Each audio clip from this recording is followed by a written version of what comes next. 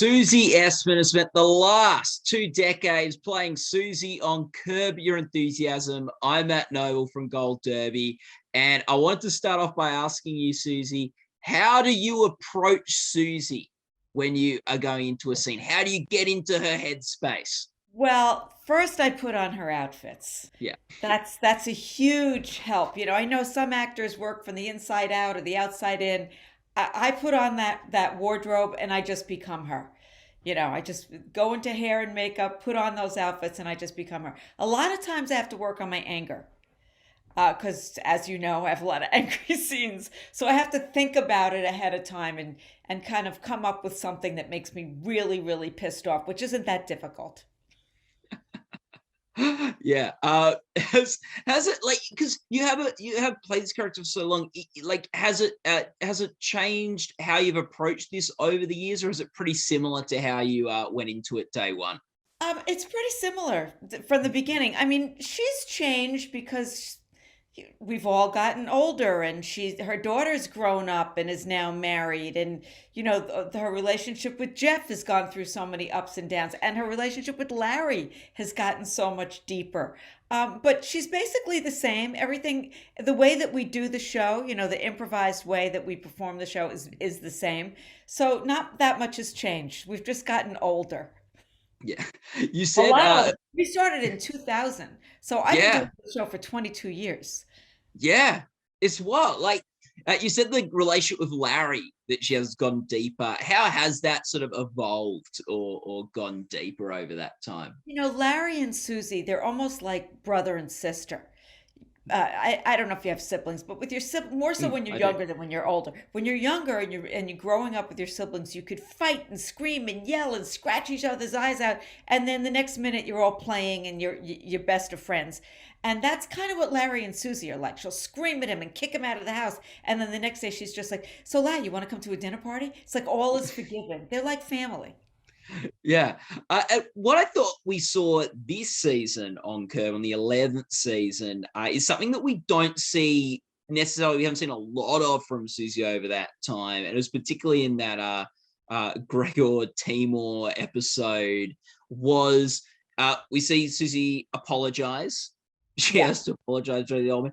And we see her sort of working with Larry. And we see the Yes. dynamics of them on a There, scheme there together. were several. There were three different episodes this season where Susie and Larry were kind of in cahoots together. Where some of it was just quid pro quo. You do this for me, and I'll do that Mm, for you. But you're right. That was a different dynamic. That was kind of, I don't know if it was consciously set up, but it worked out that way, and it works really well. That yeah. works really well. I had a lot of fun with it because it gave me more to do than just be angry. But I always have more to do than just be angry. But it gave me like a whole relationship with Larry to explore, which was really fun and different. And Larry and I love acting together. We just love, working together and improvising together. So that was, it was great for us.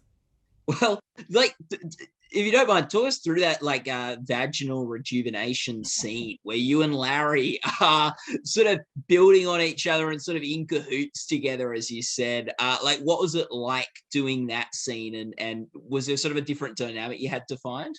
Well, first of all, you have to understand that we only have an outline. We don't have a script. Mm, yes. Everybody knows that. We have an outline, and the way that it works is there's a paragraph per scene, approximately, So every time I read the outlines in the beginning of the season, it's like I'm shocked. Oh, I guess this season I'm having vaginal rejuvenation surgery.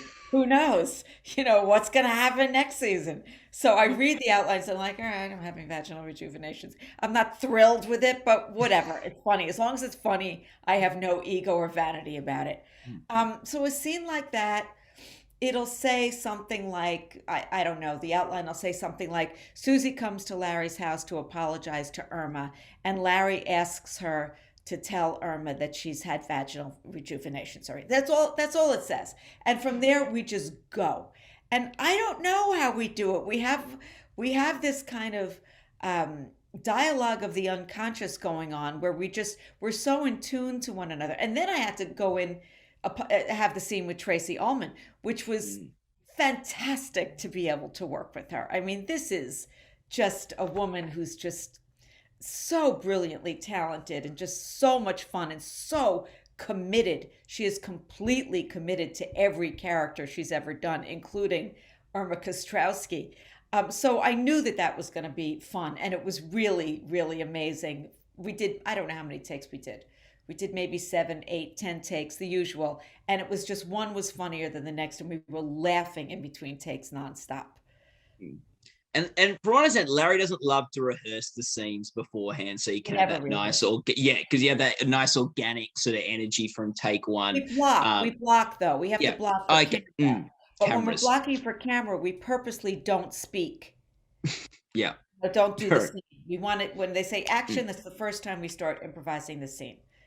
Yeah. So it's something like over, like it could be this season, could be another season, where like you sort of have gone in and go, oh, don't know what's going to come out of my mouth here, and like sort of even like something that was a bit challenging where you didn't just know how a scene would turn out. I don't, not really. I mean, we just finished season 11. We've been doing this for a really long Mm, time. And almost all of us, Jeff, JB Smoove, Larry, me, Richard Lewis, we're all stand-up comics. mm, So we're all really, and Cheryl was not a comic, but she was a groundling. And Tracy, of mm. course, is just, one of the most brilliant sketch comedians. Um, Improvising is like second nature to us.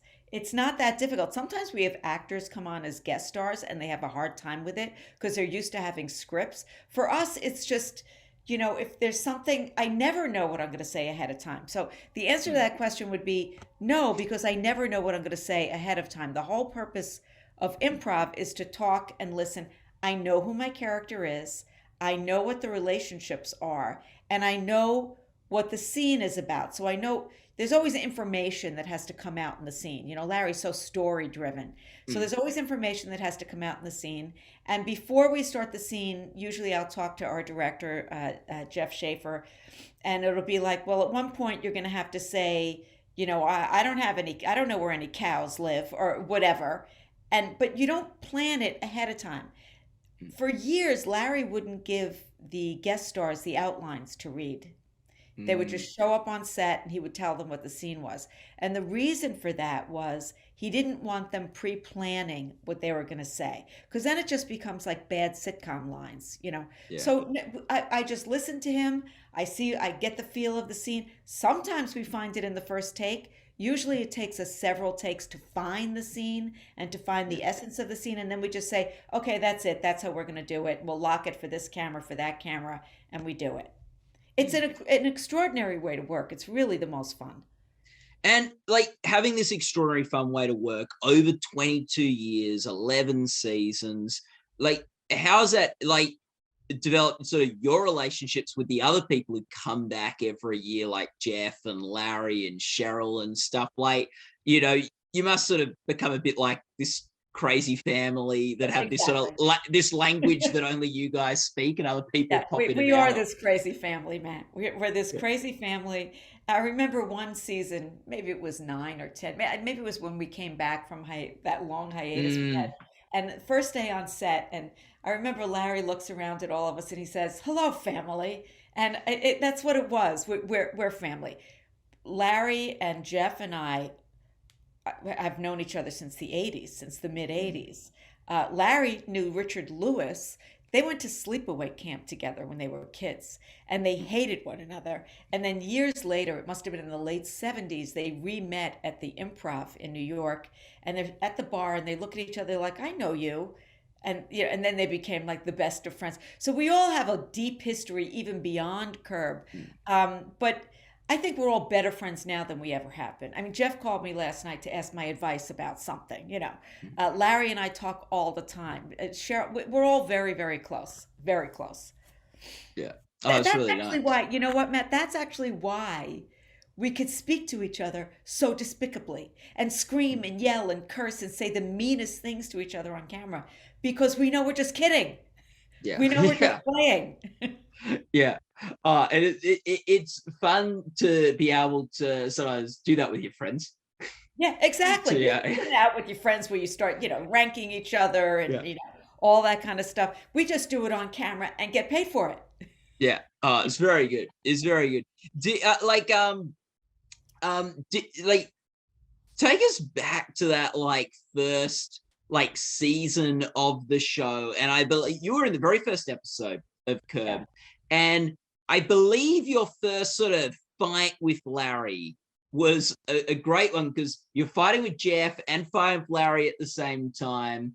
um Jeff about stuff had gotten stolen from your house, Larry about calling you at 10:20 in the Right, at night. evening. It'll be after the cutoff time. It's Yeah, 10 o'clock is the cutoff time. yeah, Um, what I remember about that was called an episode called The Wire, and Jeff yeah. had brought a fresh air fund kid into our house who robbed us blind. And that was the first real. I had a couple of other scenes before that, but they Mm. were innocuous. They were just kind of introducing the character. This was the first real Susie scene. This was the scene why Larry hired me.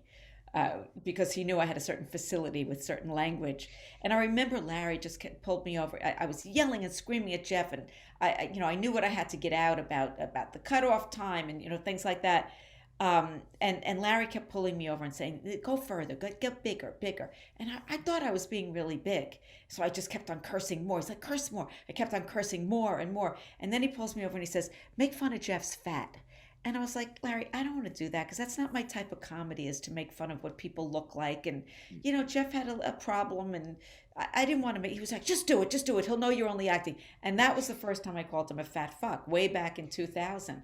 And the rest is herstory. I mean, it just caught on. It was like the genie was let out of the bottle, and it was incredibly freeing for me. Yeah, it's so true with Susie how she can roll from one thing to the next thing, and you sort of getting mad at Jeff, and then you go like, oh, and here's Mr. 1020 guy, and Yeah, like you can exactly. just go straight into the Larry stuff. It's really good. Do you have a favorite Susie sort of rant over I the? think it would have to be the doll from season Yeah, two, yeah. because, and again, we were just finding it. And, season two, I was only in two episodes. I was in the doll and I was in Thor, Mm, um, where I had a really fun scene too. So, and I had at that time, I was a day player. I was hired per episode. I had no contract. I never knew if I was coming back the following season, if he was going to write me in. I never knew if the show was even coming back. It was just kind of, it was this like slapdash operation. But in season two, The Doll, the scene where I'm standing in the driveway and Larry and Jeff pull up, that's the first time that spaghetti western music was played as my theme song. And it's where we really establish the relationship of Larry and Jeff living in fear of Susie. Where they're driving up, they're like, "Oh no, oh no," and you just see them dreading confronting her. And so that's probably my favorite Susie scene of all these years. Although there's so many, there's so many. yeah. Well, that too, sis. You had that written down here. I was going to ask you about the doll episode. I mean, how many times in your life do you So get to just scream, "Get me the fucking head"? You know?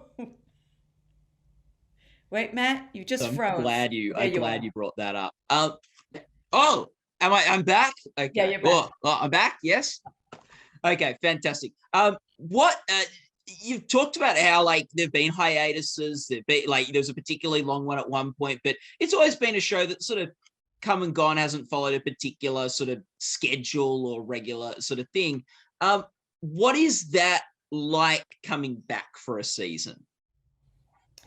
Well, I mean, every time he calls me and tells me we're coming back, I'm just thrilled. There's no job I love more than Curb. There's nothing, not stand up, not any other acting job. Curb is the most fun because it's a great combination of both. I get to write it as I'm in it, so it's incredibly creative, and you feel like you're part of the collaborative process, which is really fun. I know I get to wear those outfits again. When he called me after season eight, about 6 months after we aired, and he said, "It's done. We're not coming back. It's over."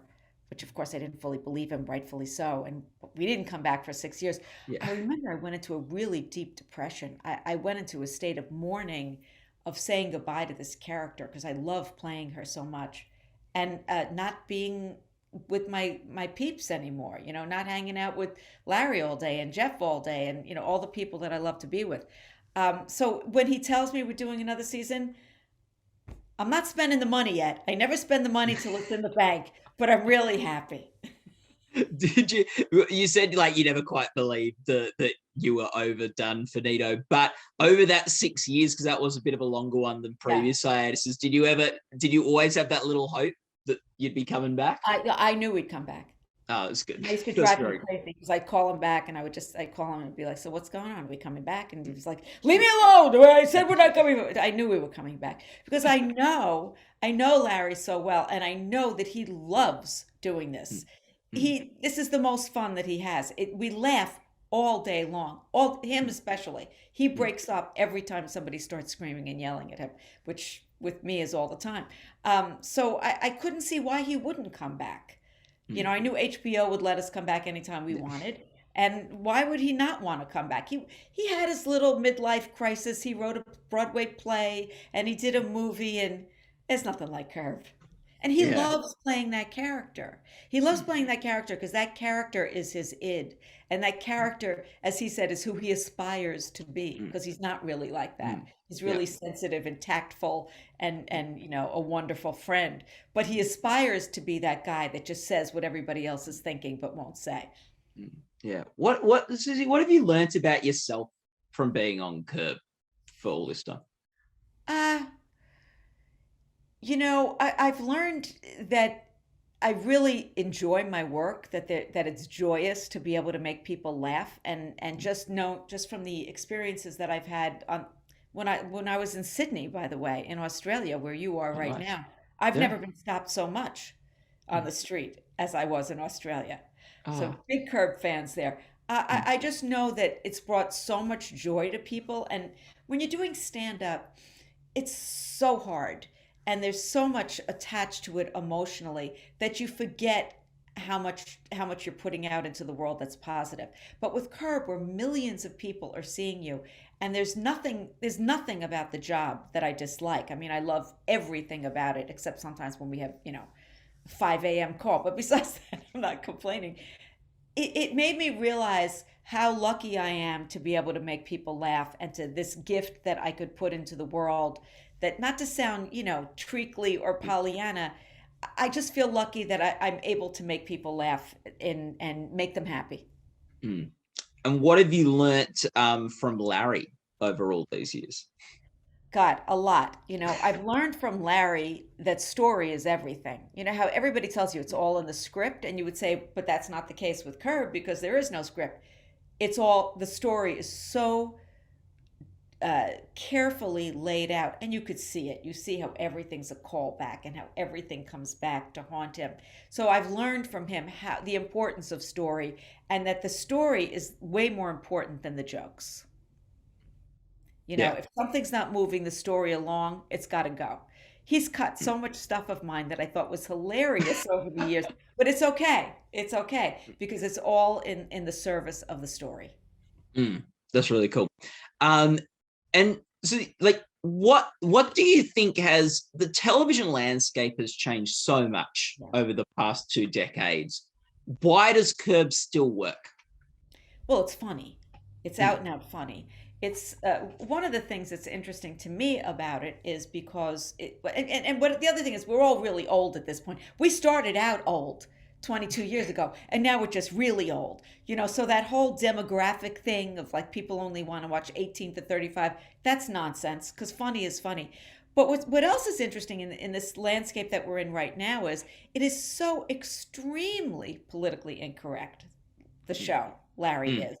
And it's almost as though it's grandfathered in, so it's allowed. But mm, I also think it's allowed because Larry, how do I put this? He's poking his finger into it. mm. He's not saying it's okay. You're seeing that his character gets his comeuppance for behaving in that politically incorrect way. So it's almost like a trick. Yeah. Do you know what I mean? Mm, yeah. Yeah. And like really hit it sort of like really one of its biggest swings at the end of the season, where we have Larry really putting himself in a Donald Trumpian sort of role. Correct. Yeah. Correct. Well, and he so beautifully comments on his politics, which is so great, you know. Yeah. No, it's fantastic. Well, Susie, thank you so much for talking with us on Thank Curb you, Matt. today.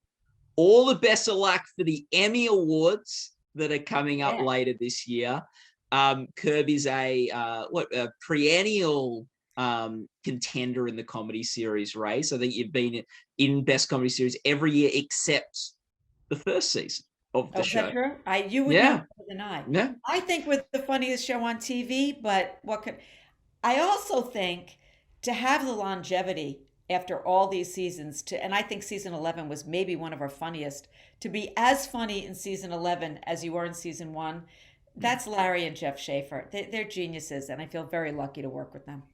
Yeah, well, I think you sort of sort of in that comedy series category, a bit perennial losers, which we had which is very Curb as well, and I had the I think like just you guys and Larry Saunders might be the only two shows that have been nominated this amount of times And never without won. and never won. Yeah. Somehow that's Um, fitting for our yeah, show. yeah. Well, let's change it this year. Let's change it. Yeah, no, thanks so much. Everyone watching this interview can go to goldderby.com where you can make your own awards predictions. Susie, thanks for chatting with us. Thanks, Matt.